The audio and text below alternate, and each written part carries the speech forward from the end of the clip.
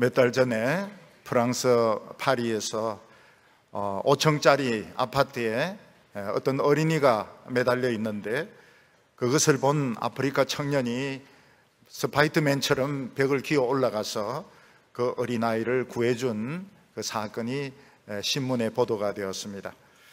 어린아이를 살려준 그 아프리카 청년에게 프랑스 대통령은 고맙다고 해가지고 프랑스 시민권을 주고 또 소방서에 취직도 시켜주었다고 합니다. 이걸 보니까 역시 프랑스는 신사나라 같아요. 미국 같으면 아마 이런 일이 없을 겁니다. 그냥 그런 일이 있었다 하고 넘어갈 텐데, 역시 프랑스 사람 봉주어 굉장히 신사적인 것 같아요. 우리나라도 꼭 이렇게 했을 겁니다. 우리나라도 그 사람 시민권도 주고 소방서보다 더 나은데 취직시켜줬을지도 모릅니다. 우리나라도 신사의 나라니까요. 사람이 큰 병에 걸려서 거의 죽을 뻔하다가 살아나면 굉장히 감사합니다. 너무너무 감격스럽고 기쁘고, 또 주위 식구들이나 또 친구들도 너무 기뻐가지고 막 축하를 합니다. 그런데 그보다 더 심각하게 어떤 사람이 죽었는데, 완전히 죽었는데 다시 살아날 거다 이렇게 말하면 사람들은 기뻐한 사람 아무도 없고 전부 웃기는 소리 하지 마라, 정신이 나갔다, 그렇게 조롱을 할 것입니다.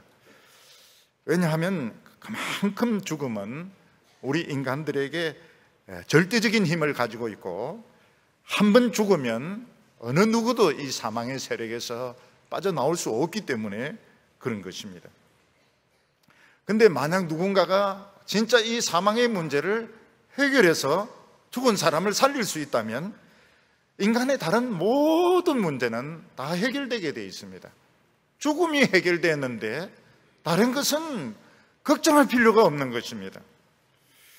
요즘은 현대의학이 발달이 되어서 옛날에 못 고치는 병들을 많이 고칩니다. 심장수술, 간수술, 또 콩팥수술 같은 거 지금은 많이 일어나고 있고, 또 최근에는 이 스트레스 때문에 우울증으로 또는 여러 가지 정신적인 질환으로 하도 많은 사람들이 자살을 하고 돌연사를 하니까 이 정신과 쪽으로도 지금 연구가 많이 되어 있습니다.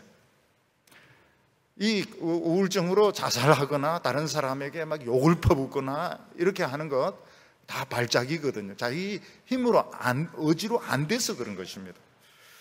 근데 요즘은 이런 쪽으로 연구가 많이 되어 있습니다. 그리고 약도 개발이 많이 되어 있습니다. 그래서 이 발작을 혼자 참고 또 가족들을 괴롭히고 또 자살하고 이럴 게 아니고, 옛날같이 정신과 이러면 프로이드 상담을 해가지고 잠자는 약 주고 살찌고 이런 차원이 아니고, 요즘은 이 정신과 문제도 간이 아프거나 위가 아프거나 이런 것처럼 병이라고 생각해가지고 자존심 좀 낮추고 또 남들이 어떻게 생각할까 신경 쓰지 말고 좀 좋은 정신과 의사 어느 애가 약 먹으면 지금 자살하고 있는 사람들 많이 살릴 수 있습니다. 근데 지금 정신과 이러면 자꾸 옛날 그 프로이드를 생각을 하거든. 그래서 약 먹으면 살찐다, 잠만 자꾸 잔다 이러기 때문에 자꾸 정신과를 안 가려고 해가지고 아직도 지금 그 자살이 많은데, 이 문제에 대한 인식을 조금 바꾸면 자살한 사람들 많이 살릴 수가 있습니다. 사람은 다 영혼을 가지고 있어서 굉장히 놀라운 깊이 있는 생각을 하고, 또 감정도 아주 폭넓은 이런 감정을 가지고 있습니다. 그래서 사람이 살아있을 때 보면 신은 아니지만 굉장히 신비로운 존재입니다. 인간은 전부 다 나름대로 좀 신비로운 측면을 다 가지고 있습니다. 근데 아무리 훌륭하고 아무리 머리가 뛰어난 사람이고 아무리 감정이 풍부한 사람이라 하더라도 일단 죽어버리면 그냥 시체입니다. 그리고 급격하게 내장부터 썩어가기 때문에 빨리 화장을 하거나 땅에 묻지 않으면 그 썩은 냄새, 그리고 썩은 물, 그리고 벌레 때문에 견딜 수가 없습니다. 소련은 레닌의 시체를 이제 방부제 처리를 해놓고, 또 중국은 마오쩌둥의 시체를 이제 방부제 처리를 해놨는데 귀가 자꾸 썩어서 떨어지고 코가 자꾸 썩어서 떨어지고, 이거 문제입니다. 지금 그 있는 게 진짜 마오쩌둥인지 가짜인지 몰라. 왜냐하면 가짜도 똑같이 만들어 놨거든. 모택동이 죽었을 때 똑같이 만들어 놨습니다. 그래서 이게 진짜인지 가짜인지 몰라요. 그러니까 이 방부제 처리한 것은 완전하지가 않은 것입니다. 사람이 살아있을 때는 참 신비롭습니다. 신은 아니지만 좀 신적인 것 같은 그런 정도의 존재들인데, 죽고 나면 그냥 없어집니다. 썩어서 없어져 버립니다. 그래서 가족들은 자기 아버지나 동생이나 자식이 죽으면 너무 안타까워서 어디엔가 지금 살아있을 거라고 생각합니다. 그게 한 몇 년 정도는 갑니다. 저도 제 어머니가 돌아가셨을 때 대학생 때였는데 꼭 시내에서 만날 것 같아요. 그래서 버스 타면 계속 밖을 두리번거리면서 봅니다. 지나가고 계신가, 또는 혹시 버스에서 갑자기 만날까 싶어가지고 몇 년 동안 버스만 타면 막 이렇게 찾았어요. 어딘가 살아 계실 것 같아가지고. 근데 사람은 다 결국은 다 죽습니다. 우리도 지금 다 언젠가는 죽습니다. 근데 보니까 한 50대 중반까지만 해도 절대 죽음을 생각을 안 해요. 벌써 제가 성경을 가르쳤던 제자들이 지금 50대 중반이거든요. 그리고 뭐 큰 회사, 뭐 삼성이나 LG 이런 데서 뭐 전무 뭐 이런 게 하고 있는데, 내가 물어봅니다. 세상 사는 게 어떠냐 이러니까 살만하다고 그래요. 살만하다고. 그래서 아직까지 요 나이는 죽음에 대한 생각이 없구나, 그걸 이제 느꼈습니다. 이야기를 하면서 살만해요 이렇게 이야기하는데, 근데 그 몇 년 더 살면 죽음이 아주 현실로 다가옵니다. 결국은 죽는구나, 죽으면 소용이 없구나, 이게 굉장히 현실로 느끼게 됩니다. 근데 인간들은 다 죽으면서도 왜 죽는지, 죽고 난 뒤에는 어찌 되는지 아직 아무것도 아는 게 없습니다. 노벨 의학상을 주고 뭐 하버드 의대, 스탠퍼드 의대, 카네기 멜론 무슨 의대 뭐 어쩌고저쩌고 했었지만은, 그런 뭐 상을 아무리 줘도 아직 전혀 왜 죽는지, 또 죽은 뒤에 어떻게 되는지 아무것도 지금 알고 있는 게 없습니다. 왜냐하면 이것은 인간의 영역이 아니라고 생각하기 때문에 그런 것입니다. 인간의 학문이나 기술은 살아있는 인간을 돕는 것이지, 죽은 인간을 살리는 것은 인간이 할 일이 아니라고 생각해서 그런 것입니다.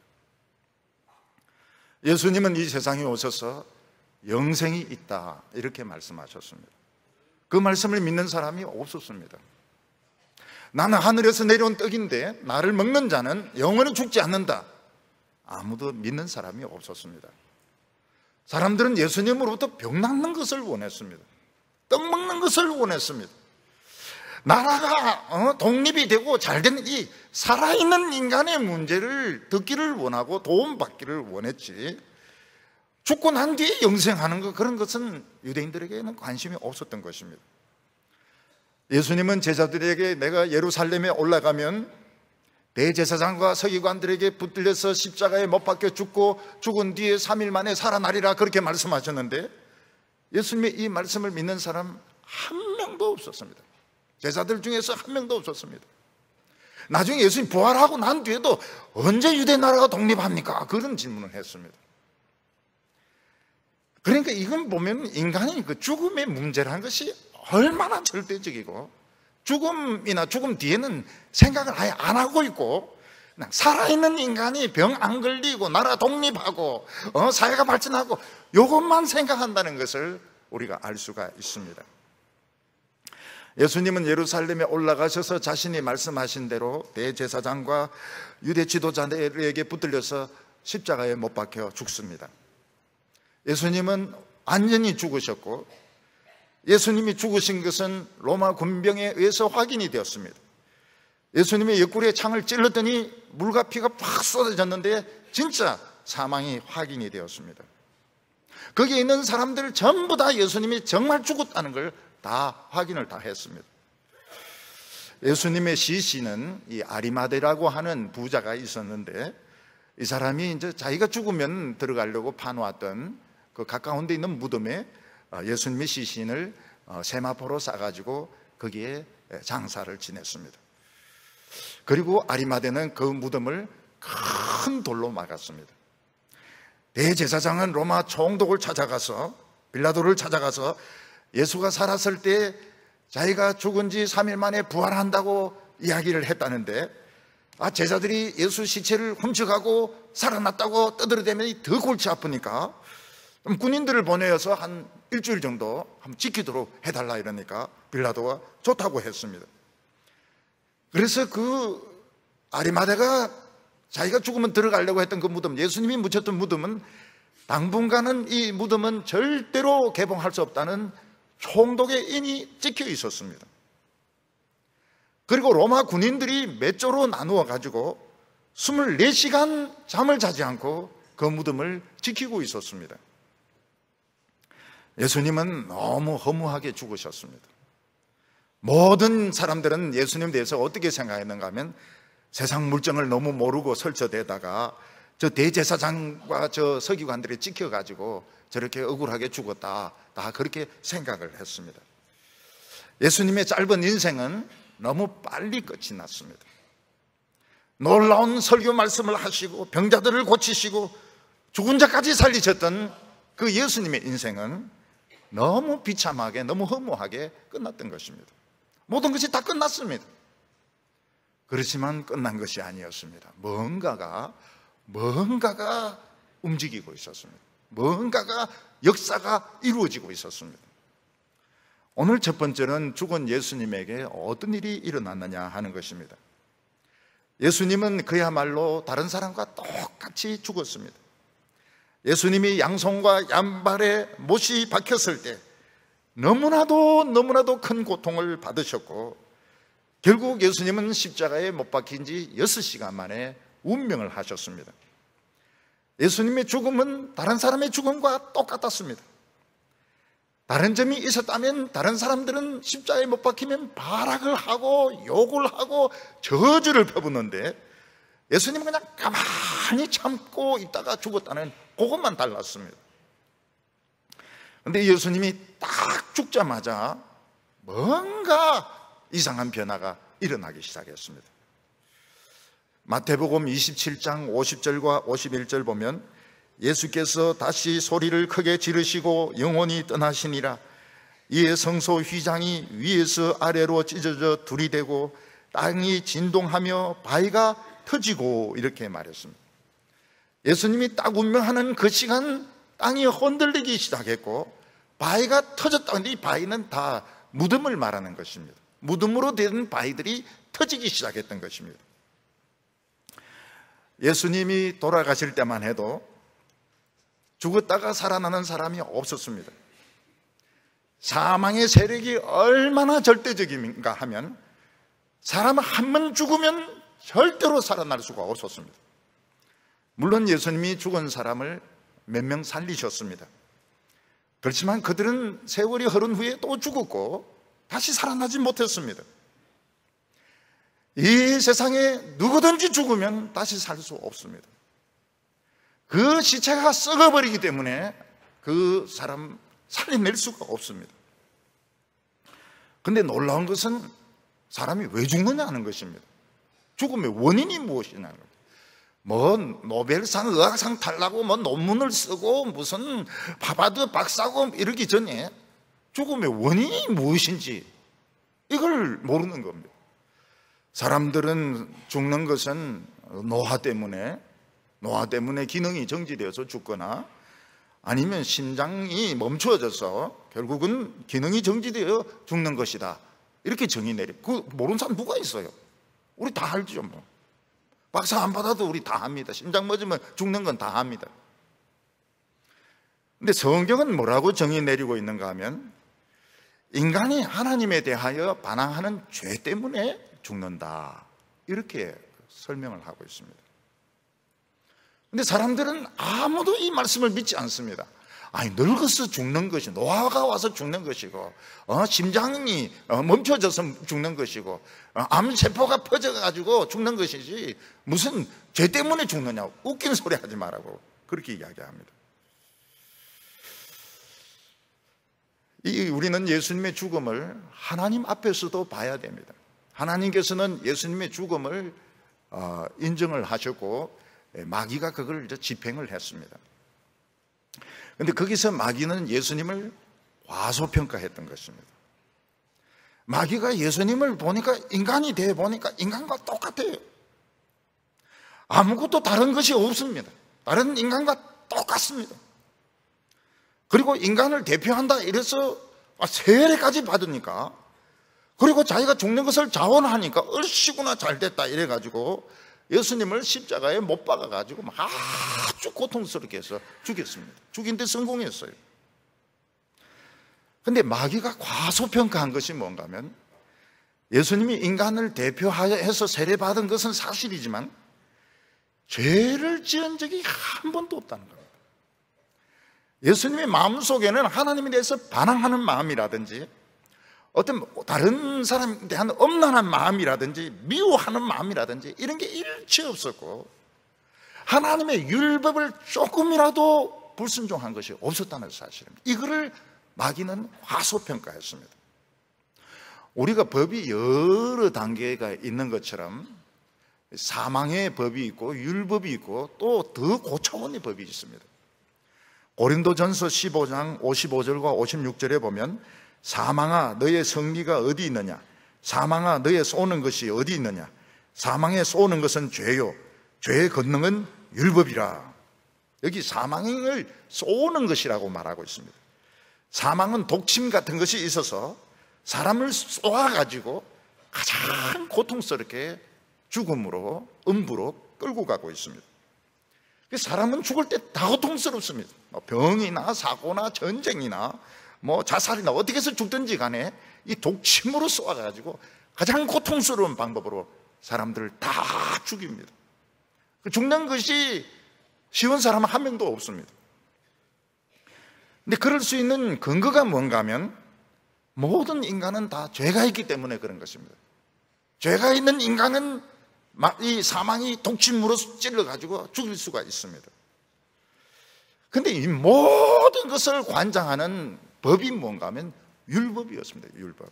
하나님의 율법에 그렇게 되어 있는 것입니다. 그런데 마귀도 잘 몰랐던 이 율법 위에 상위법이 있습니다. 그 법이 무엇인가 하면, 율법을 한 번도 어긴 적이 없고, 마음속에 하나님에 대한 반항심이나 남을 미워한 적이나 엄란한 마음을 가졌던 적이 전혀 없는, 죄가 전혀 없는 사람이 죽으면 안 된다는 것입니다. 사망은 그런 사람을 죽일 권한이 없습니다. 만약 사망이 율법을 전혀 어기지 않은 사람을 쏘아서 죽이면 사망이 부러지게 되어 있습니다. 사망이 죽게 되어 있습니다. 그래서 고린도전서 15장 54절에 이 썩을 것이 썩지 아니함을 입고 이 죽을 것이 죽지 아니함을 입을 때에는 사망이 삼키고 이기리라 기록된 말씀이 이루어지리라. 이사야서는 사망이 망하게 되리라 이렇게 되어 있습니다. 마귀는 예수님을 다른 죄인들과 똑같이 죽여가지고 사망으로, 음부로 끌고 갔습니다. 음부에 끌고 가서 떡 눕혀 나왔는데 보니까 여기 올 이유가 하나도 없는 분인 겁니다. 다른 죄인들과 똑같은 죄인이다 생각해서, 인간이니까 죽여가지고 음부로 가지고 내리고 왔는데, 그는 죄를 지은 적도 없고 마음속으로 남을 미워한 적도 없고 하나님에 대한 반항을 한 적도 없고 율법은 철저히 지키셨습니다. 뭔가 잘못된 거예요. 굉장히 지금 잘못되어 있는 것입니다. 사망은 죽여서는 안 되는 분을 찔러서 죽인 것입니다. 이때 놀라운 일들이 일어나기 시작했습니다. 그게 뭔가 하면 사망이 막 흔들리기 시작하는 겁니다. 그리고 사망의 세력이 금이 가기 시작한 것입니다. 그게 어떻게 나타나는가 하면, 예수님 무덤 주위에 땅이 막 흔들리고 지진이 일어나면서 무덤들이 막 터지는 이런 일들이, 사망의 세력이 금이 가고 깨어지기 시작하는 이런 변화들이 일어나기 시작합니다. 큰 잘못이 있었던 것입니다. 지금까지 사망의 세계는 철통 같은 세계였습니다. 그래서 누구든지 죽으면 절대로 살 수 없습니다. 죽은 사람이 살아난다 이야기하면 웃기는 소리 하지 말라고 이야기합니다. 죽음에 대해서는 아예 생각을 안 합니다. 어떤 사람은 죽음 영혼의 무게가 뭐 0.26g이다 뭐 이런 소리 해서 하는데, 죽은 이후의 세계에 대해서는 사람들은 아무것도 모릅니다. 근데 죽어서는 안 되는 분을 죽인 거예요. 너무 과소평가한 거예요. 예수님을 너무 우습게 알아가지고 죄도 없는 분을 죽였을 때 사망은 금이 가기 시작했습니다. 사망은 막 빨려들기 시작했습니다. 생명의 사망은 막 빨려들고 금이 가고 깨어지기 시작했습니다. 그래서 땅들이 흔들리고 무덤들이 터지는 일들이 일어나게 된 것입니다. 그런데 예수님의 목적은 자기만 사는 것이 아닙니다. 예수님이 사는 것은 쉬울 수 있습니다. 예수님이 죽으신 목적은 우리의 모든 죄를 다 가져가시고 다 사하시고 또 우리를 다 살리는 것이 목적이기 때문에 뭐 무덤이 갈라지고 땅이 흔들리지 이거로 된 게 아닙니다. 예수님께서는 그 음부에서 자신의 피를 가지시고 하나님 앞으로 올라가셔서 하늘의 지성소에서 영단번의 제사를 드리셨습니다. 하나님께서는 모든 천사와 마귀를 다 불러놓은 앞에서 묻습니다. 예수의 피가 모든 인간들의 죄를 다 용서하는데 충분한가? 하나님께서 물어보십니다. 그것에 대해서는 충분하고도 남았습니다. 왜냐하면 예수님은 하나님의 아들이신데 우주 전체, 천사 전체, 인간 전체를 다 합친 생명보다도 더 귀한 생명이었습니다. 하나님의 아들이 죽은 이 피는 우리 인간들이 지금까지 지은 죄 몇백 배 더 지어도 다 용서해 줄 정도로 그만큼 가치 있는 피였던 것입니다. 아무도 문제를 제기 못합니다. 사탄도 문제를 제기하지 못합니다. 충분히 남습니다. 우리가 지은 나쁜 생각한 죄들, 우리가 자라는 과정에서 거짓말하고 싸우고 무슨 한 죄들 다 갖고도 충분히 남는 것이었습니다. 아무도 거기에 대한 이의가 없었습니다. 아니, 죽어서는 안 되는 사람을 죽였는데 어떻게 할래? 거기에 대해서 마귀는 말이 없습니다. 왜냐하면 큰 잘못을 저질렀기 때문입니다. 예수님은 죽어서는 안 되는 분이 죽었으니까 더 위에 있는 최고의 법에 의해서 사망의 세력은 깨어지게 되었던 것입니다. 3일이 지났습니다. 이 3일이 만 3일이 아닙니다. 그냥 날짜로 3일입니다. 예수님은 금요일 오전에 십자가에 못 박혀가지고 오후 3시에 운명하셨습니다. 그리고 예수님은 토요일 하루 종일 그 육신은 무덤 속에 있었습니다. 영혼은 이제 엄부에도 계시고 천국에도 계시고 양쪽에 다 계셨습니다. 왔다 갔다 하시고요. 그리고 일요일 새벽이 되었습니다. 일요일 새벽에 이미 결정은 내려졌습니다. 무슨 결정이 내려졌습니까? 예수의 피는 우리 모든 인간의 죄를 사하고도 충분히 남는다. 예수의 십자가 피로 모든 믿는 자의 죄는 다 용서된다. 그리고 예수는 죄가 조금도 없기 때문에 죽음에 갇혀 있을 수가 없다. 그래서 예수는 부활한다. 그리고 마귀는 거짓말장이고 불법으로 하나님의 아들을 죽였기 때문에 모든 자격을 박탈하고 추방당한다. 이게 이미 일요일 날 새벽에 이미 결정이 되었던 것입니다. 그리고 예수 믿는 모든 사람도 예수는 살릴 수 있다.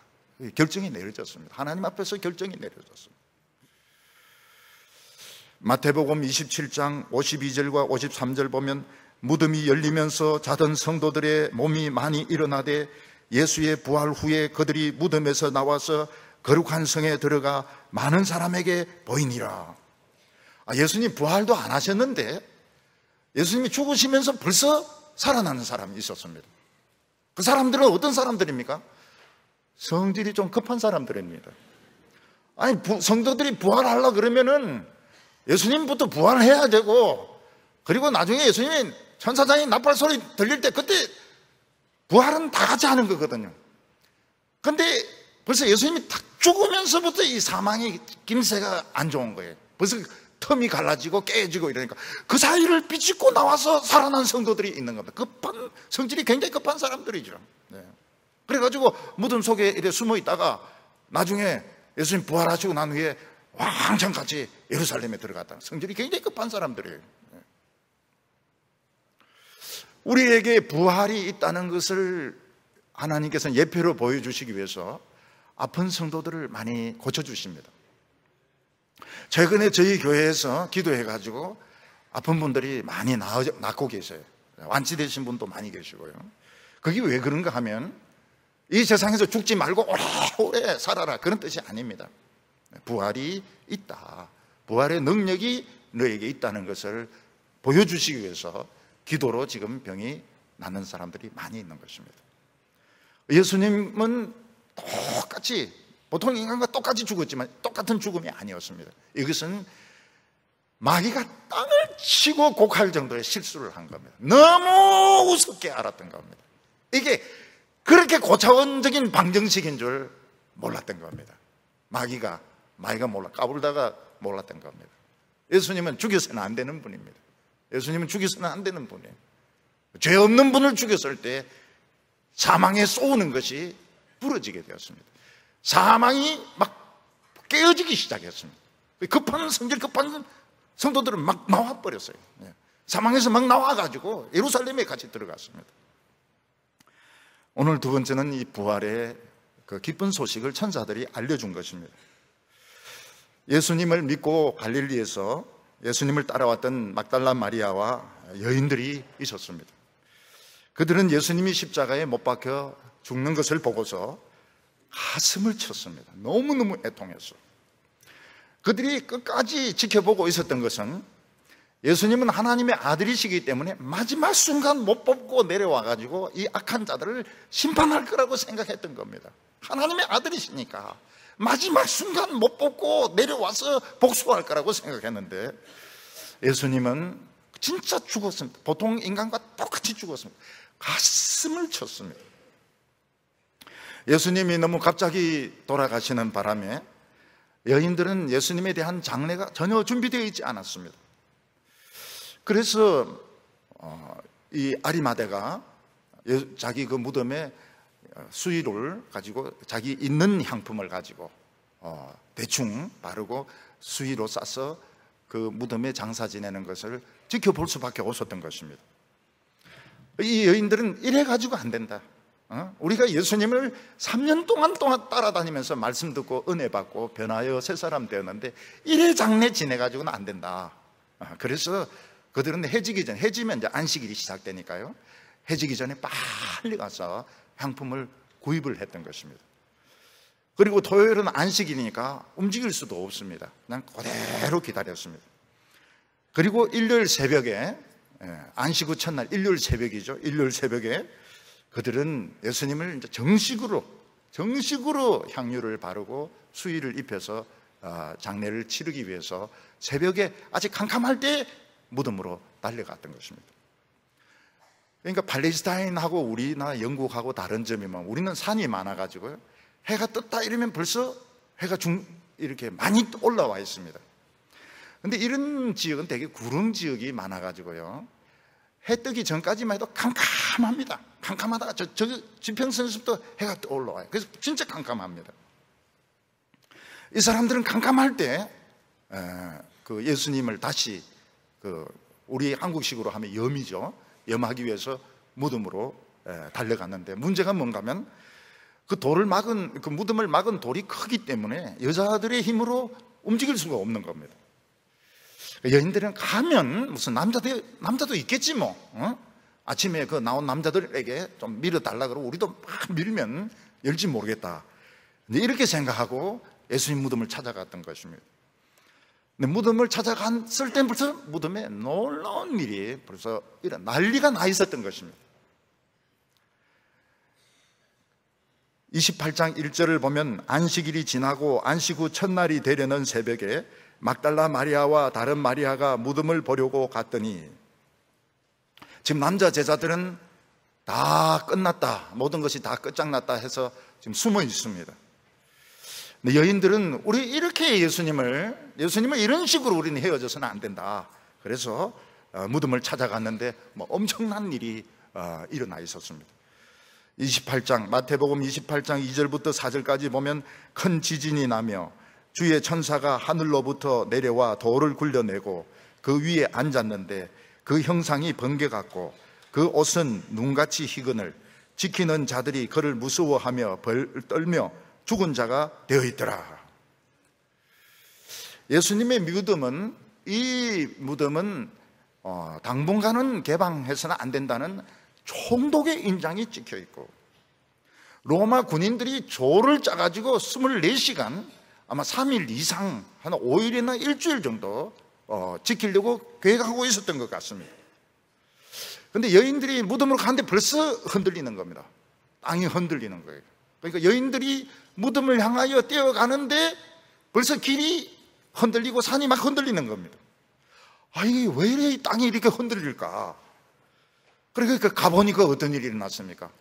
지진이 일어나면서 돌문이 굴러가는데 총독의 인장은 그냥 그대로 찢어지고, 그리고 그 돌 위에 번개같이 빛을 막 내는 천사가 거기에 돌 위에 있는 겁니다. 그리고 로마 군병들이 아무리 용감하다 하더라도 그 지진과 그 천사들과 그 소리를 보고 쇼크를 받아가지고 얼굴을 땅에 파묻고 벌벌 떨고 있었던 것입니다. 예수님은 안식 후 첫날 일요일 새벽에 당당하게 부활하셨습니다. 그 차가웠던 예수님의 시신이 조금씩 따뜻해지기 시작했습니다. 멈추어 있었던 예수님의 심장이 뛰기 시작했습니다. 그리고 예수님이 눈을 뜨시면서 벌떡 일어나셨습니다. 그리고 그 자리에서 바로 하나님의 보좌로 가셨습니다.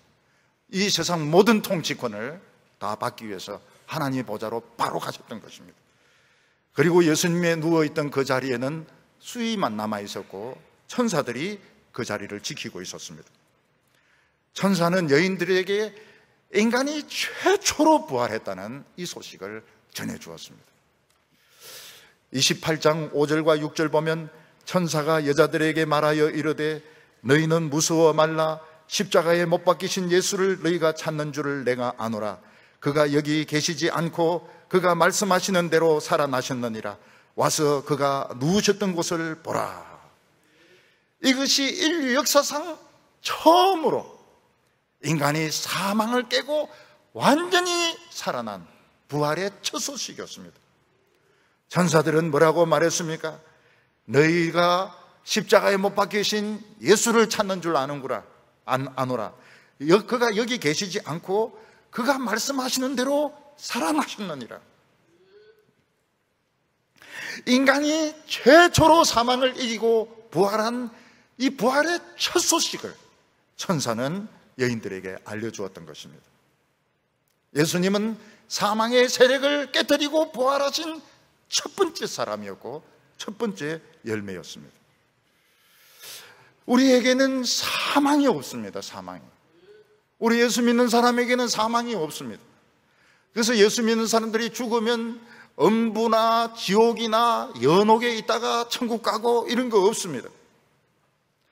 우리는 영생으로 가는 과정에서 죽음의 맛만 잠깐 볼 뿐입니다. 우리는 그냥 죽어서 음부나 어떤 연옥에 가고 이런 게 아닙니다. 잠깐 죽음 맛보고 우리의 육신은 이 세상에 잠들고 영혼은 천국으로 바로 갑니다. 사망이 없어요. 예수님은 죽었다가 살아나면서 자신만 죽었다가 살아난 것이 아니고 우리 모두를 살릴 수 있는 권한을 가지고 살아나셨습니다.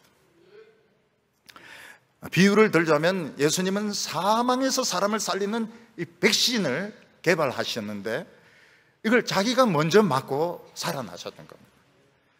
예수님의 이 백신을 맞는 사람은 전부 다 살아납니다. 이 백신이 뭡니까? 복음입니다. 복음. 우리가 듣고 있는 이 복음이 그 백신인 겁니다. 우리가 죽었다가 살아날 때 죽을 때 모습으로 살아납니까? 천만의 말씀입니다.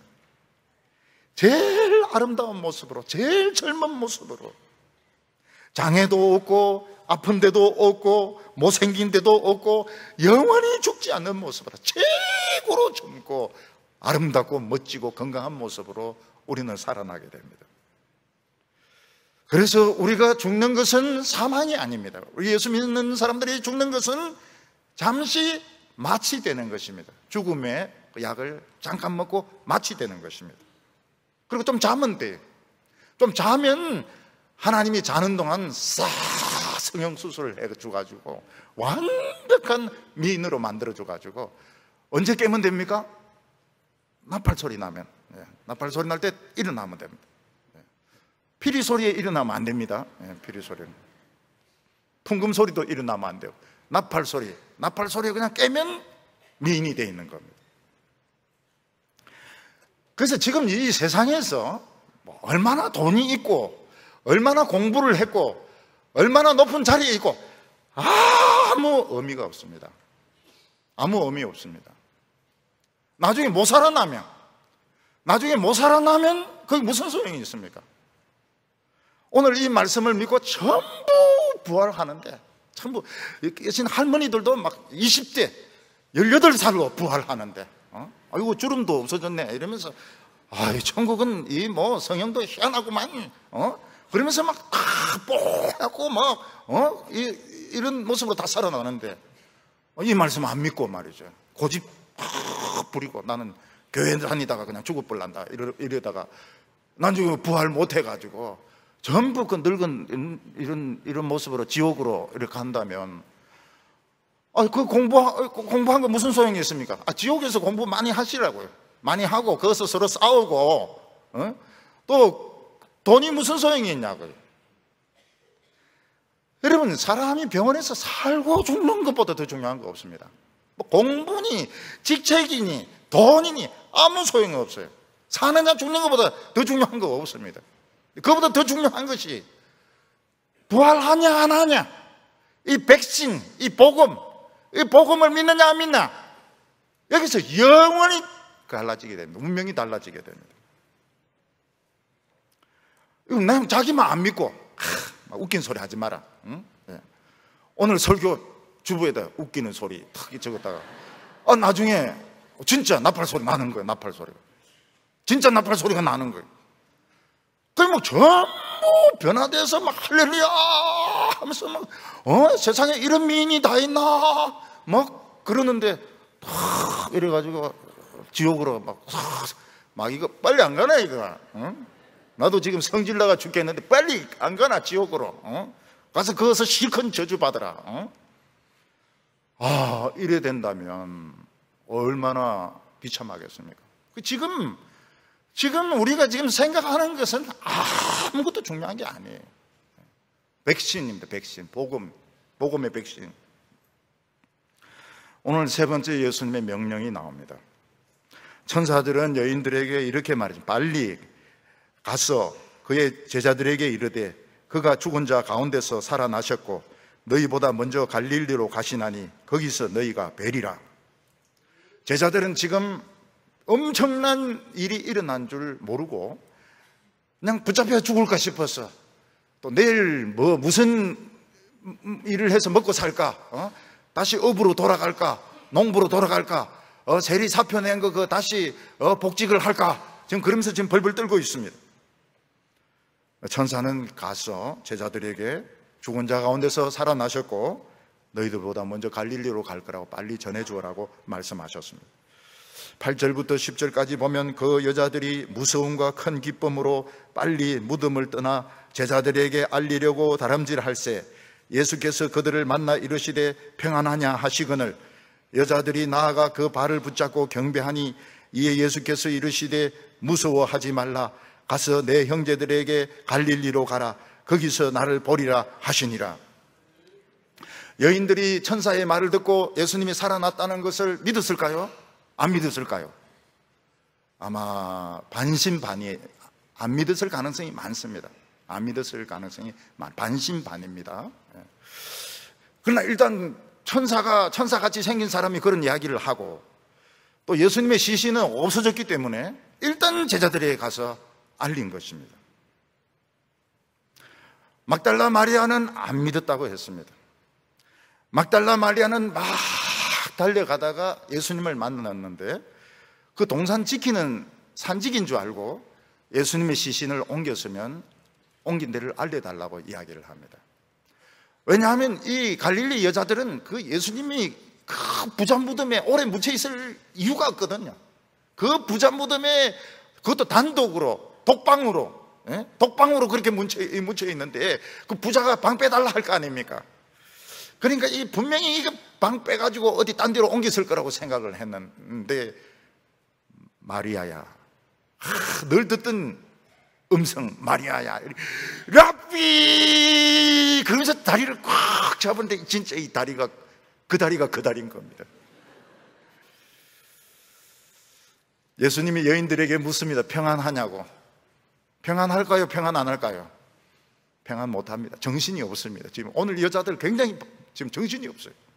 무덤으로 달려가는데 땅이 막 흔들리는 가운데 막 달려갔죠. 가니까 막 또 번쩍번쩍 빛나는 천사들이 가서 제자들에게 알려주라 그러죠. 막 고무신 벗어지는지도 모르고 지금 막 뛰는데 평안하냐? 지금 정신이 없습니다. 예수님이 뭐라고 말씀하십니까? 두려워하지 말라고. 아무것도 두려워하지 말라고. 예수님이 죽었다 살아나셨으면 이거 귀신입니까? 아닙니까? 예수님이 죽었다가 진짜 살아나셨으면 그 예수님을 죽인 사람들 다 밤에 찾아가서 복수하면 어떻게 합니까? 예수님이 죽었다가 살아나셨으면 이 세상이 뒤집어지는 거 아닐까요? 예수님이 세상을 뒤집어 엎으려고 지금 살아나신 거 아닐까요? 예수님은 아무것도 걱정하지 말라고 했습니다. 아무것도 걱정하지 말라고. 예수님은 제자들을 갈릴리에서 만난다고 이야기했습니다. 그리고 예루살렘에서 두 번 만납니다. 갈릴리에서 만나지 놓고 예루살렘에서 두 번 만납니다. 그거는 너무너무 만나고 싶어요. 서로가 너무너무 만나고 싶었기 때문에 너무너무 믿어지지 않아서 만났습니다. 그리고 예수님의 제자가 11명만이 아닙니다. 한 500명 정도 됩니다. 그 사람들이 예루살렘에서는 만나기가 어려웠습니다. 시끄럽습니다. 그래서 갈릴리에서 만나자고 한 겁니다. 16절과 17절 보면 11 제자가 갈릴리에 가서 예수께서 지시한 산에 이르러 예수를 뵙고 경배하나 아직도 의심하는 사람들이 있더라. 예수님은 그 지시하는 산에 제자들 오라고 했습니다. 근데 어느 산이라고 말을 안 해요. 왜 어느 산이라고 말 안 합니까? 그 하면 또 성지 순례팀이 또 그거 가가지고 예수님이 여기 오라 했다 텐트 치고 또 한국에 오지도 안 하고 한국 사람들 또 막 엄청 몰려갑니다. 그래서 산 이름을 말 안 합니다. 그냥 지시한 곳에 거기 오라고 하니까 11 제자들은 이미 예수님을 만났고 한 500명 정도가 거기 오게 됩니다. 근데 그 성도들이 다 믿지 않았다 그랬어요. 진짜인가? 진짜 저분이 죽었다가 살아난 분인가? 예수님은 혹시 쌍둥이 동생이 있는 게 아닐까? 덜 죽었던 게 아닐까? 그렇게 의심하는 사람들도 그 500명 중에는 제법 있었다고 말씀하고 있습니다. 만약 우리가 안 죽을 수만 있다면 걱정할 게 있겠습니까? 우리가 안 죽을 수만 있다면, 우리 안 죽을 수 있다면 우리는 생각이 완전히 바뀔 겁니다. 우리 성도님들, 내가 안 죽을 수만 있다면 지금 가지고 있는 생각은 다 버릴 겁니다. 안 죽는데 지금처럼 생각할 필요가 없죠. 완전히 바뀝니다. 만약 우리가 죽었다 해도 살아날 수만 있다면, 진짜 멋진 모습으로, 건강한 모습으로, 아름다운 모습으로 살아날 수 있다면 우리는 생각을 달리 해야 됩니다. 예수님께서는 이렇게 말씀하셨습니다. 18절에 예수께서 나와 말씀하여 이르시되 하늘과 땅의 모든 권세를 내게 주셨으니, 예수님은 죽었다가 살아나심으로 더 높아지시게 되었습니다.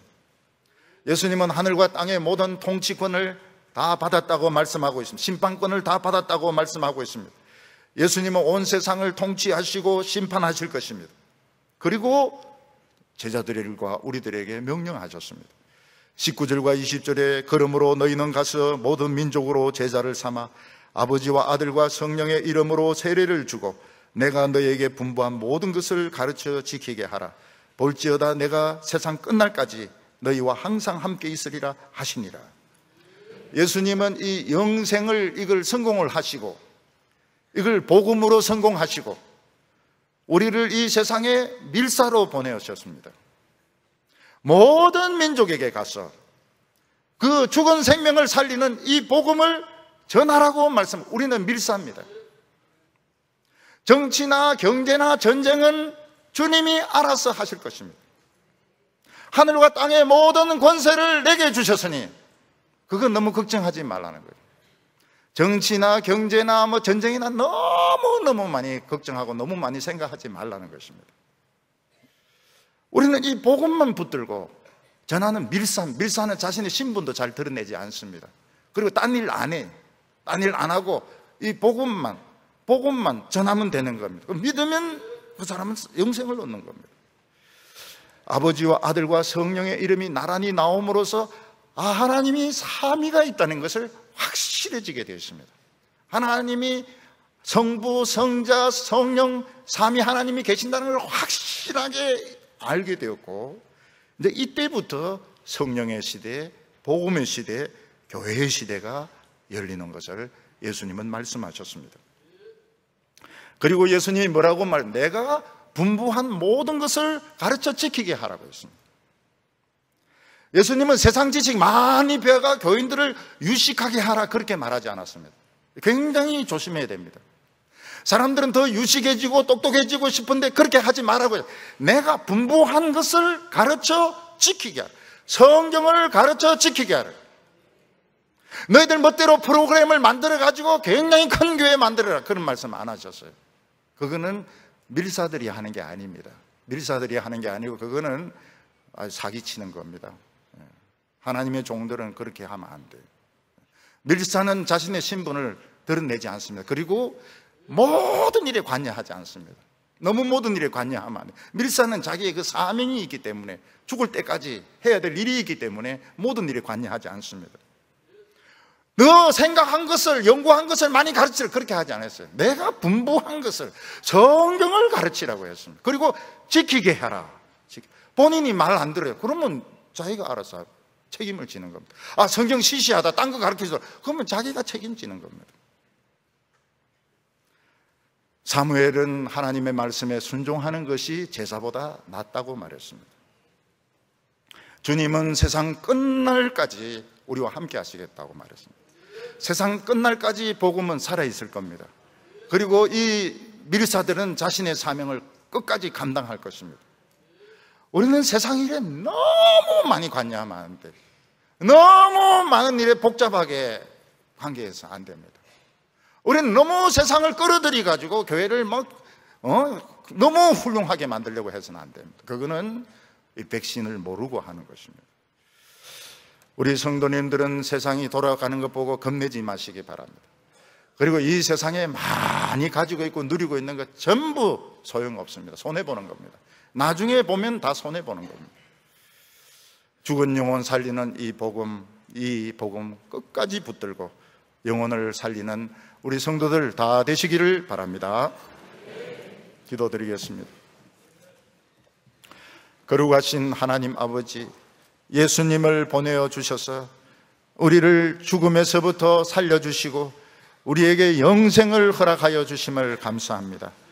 우리는 오늘 이 말씀을 믿습니다. 나팔 소리 날 때 우리 다 일어나서 멋진 모습으로 우리 주님 앞에 서게 될 것을 믿습니다. 우리 성도들 그냥 머리로만 믿는다 하면서 그냥 이 세상 것만 쳐다보지 말게 하여 주시옵시고, 오늘 이 복음의 말씀을 믿게 하여 주시옵시고, 이 예수님의 이 말씀, 이 부탁하신 이 말씀을 세상 끝날까지, 죽는 날까지 지키는 성도들 다 되게 하여 주시옵소서. 예수님의 이름으로 기도하옵나이다.